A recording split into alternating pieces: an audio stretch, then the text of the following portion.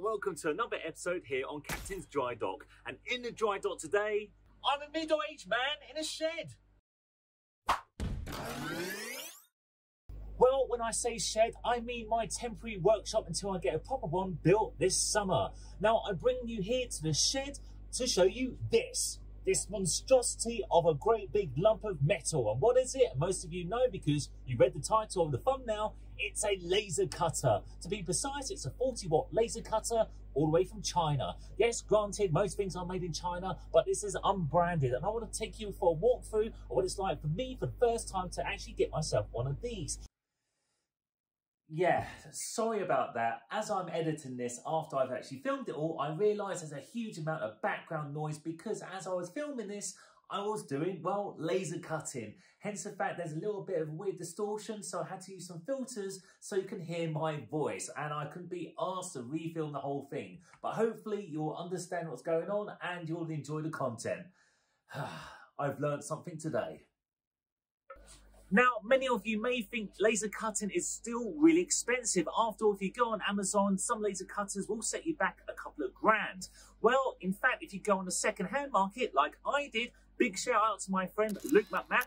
Thank you very much, my friend. He sold me this little baby for £300 second hand. And one of the reasons why it is cheap is because you've got two different versions of laser cutter. Other than the fact that this is second hand, this is water cooled. So the ones which are really expensive aren't water cooled. So what's the difference? Well, it's just a fact of actually having to have a tank of water underneath your laser cutter. Now, this past winter has been super freezing in my shed and I was unable to do any laser cutting because that's correct. The water got frozen. Yes, I know many of you have cars and say, well, they can put antifreeze in it. But to be fair, this is my first laser cutter and I didn't want to tamper with any of the workings with it just in case because I'm not too sure what box of magic goes on the inside. All I know now is how it works and that's what I want to show you. But what is a laser cutter and what does it actually do?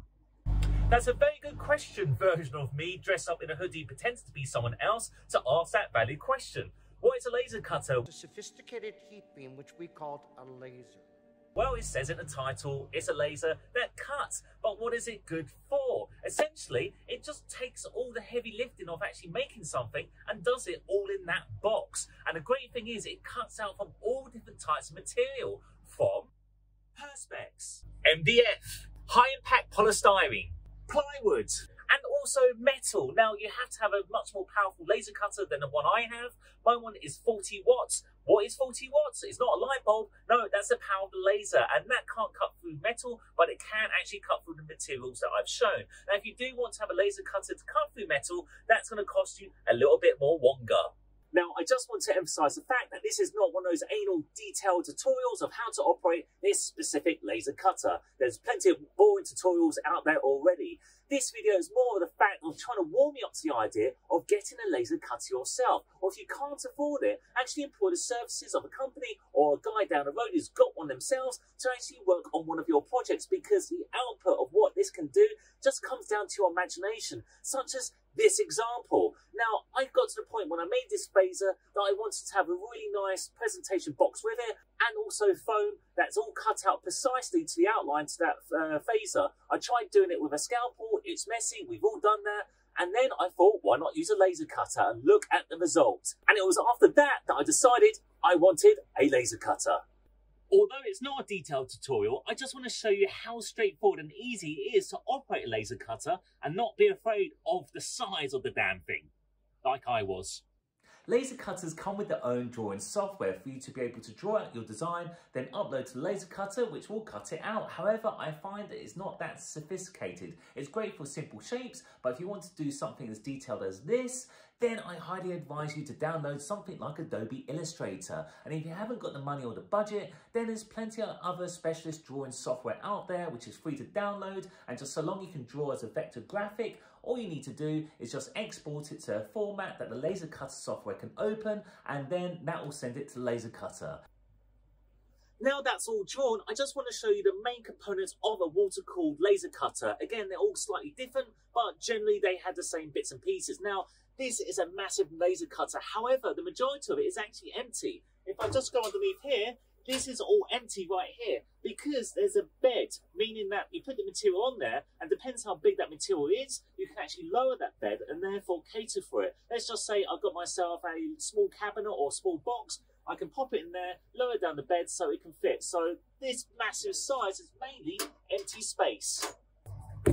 I like to get down and dirty on the floor for my audience because I want to show you this. This is really important for health and safety. This is ducting that goes all the way into the laser cutter compartment. And just like ducting for a tumble dryer, it extracts things. And this one extracts the fumes because you're dealing with high intense heat, which is cutting through material like Perspex. And that stuff is toxic. So that's going to go all the way out to the door. Ideally, I like to cut a hole into the wall, but I'll do that for my next workshop. And belts and braces, I also wear one of these, a vapor mask. Not a dust mask, but a vapor mask. But on top of that, if it's a big cut and it's going to take a while, I'll actually press start and I'll exit the shed and wait for it to finish and let the fumes exit.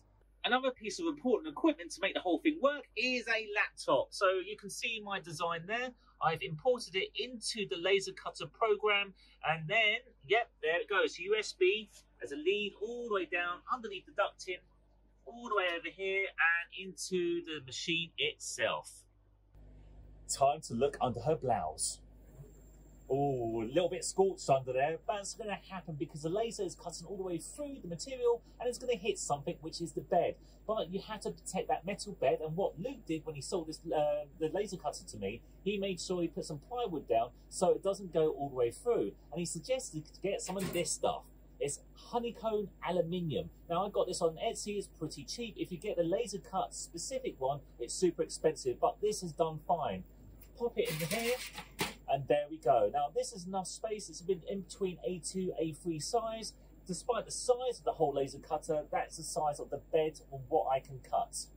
Oh, John, it's pronounced aluminum, man. I'm going to get a coffee.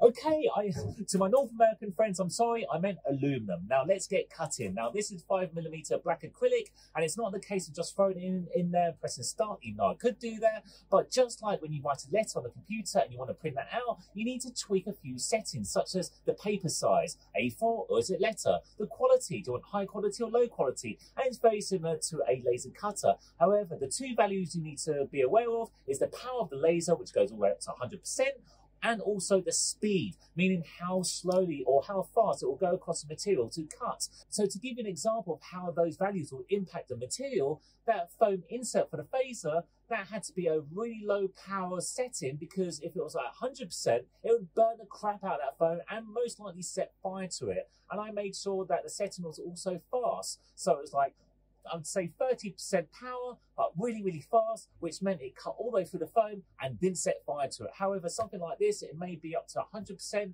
but I will always emphasize to anyone, do some tests first. And with those values, more than likely when you cut the same material again, you just look at those values and there you go.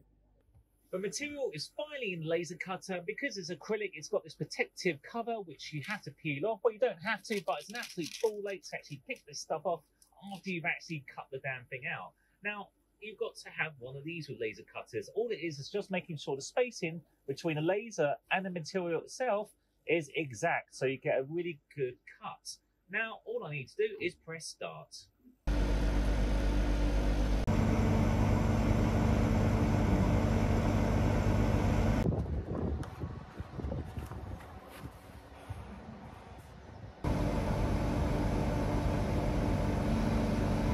Now that's done, it's time to take it out. And look at that, comes out absolutely cleanly.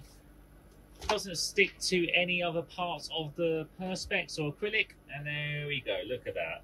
Now, that took around about 10 minutes. But you know what? You think, how long would that actually take to make by hand? And that's one of the greatest reasons why, if you can, get yourself a laser cutter. So this is where you need to use your imagination. What else you can do with the laser cutter? So I've cut this out, but I wanted to give it extra depth. So I've got hold of some white high impact polystyrene to make another layer and stick that on. And this is the result.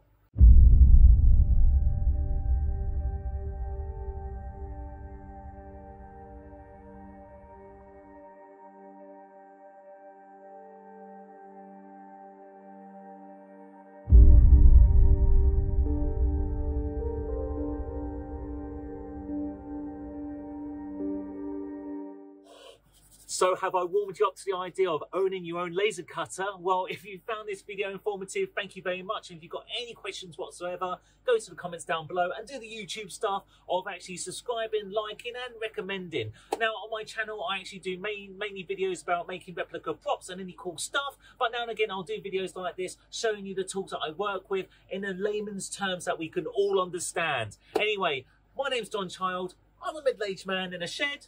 And this is Captain's Dry Dock. You take care.